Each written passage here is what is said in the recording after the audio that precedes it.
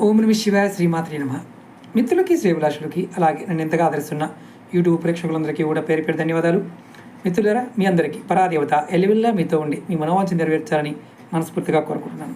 ఈ షార్ట్ వీడియోలో కులదేవత బంధనం జరిగింది గురువుగారు. మా కులదేవత ఎవరో తెలియదు, మాకు కలిసి రావడం లేదు. మేము గురువుల దగ్గరికి వెళ్ళాం. కులదేవత బంధనం జరిగింది, మీకు పనులు కావు, మీరు పెద్ద పెద్ద పూజలు చేయాలి అన్నారు. ఏం చేయాలో అర్థం కావడం లేదు, మాకు అసలు ఎవరో కులదేవత కూడా తెలియదు అనే వారందరికీ కూడా ఈరోజు ఒక తేలికైన అద్భుతమైన తాంత్రిక పరిహారం చెప్తాను. ఎవరికైనా సరే కులదేవత సహకరించాలి, అనుగ్రహించాలి, తెలిసినా తెలియకపోయినా ఈ మంత్రాన్ని 9 సార్లు అనుకోవాలి. ఇది ఆడవారిని మగవారిని చేయవచ్చు.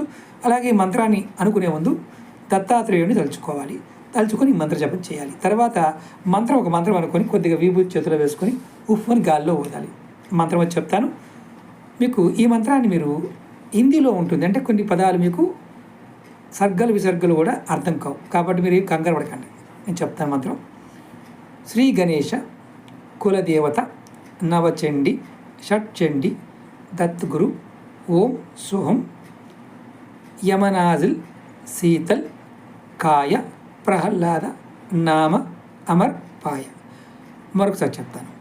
శ్రీ గణేశ కులదేవత నవచండి షట్చండి తత్కురు ఓం సుహోం యమనాజిల్ శీతల్ కాయ ప్రహ్లాద నామ్ అమర్ పాయ.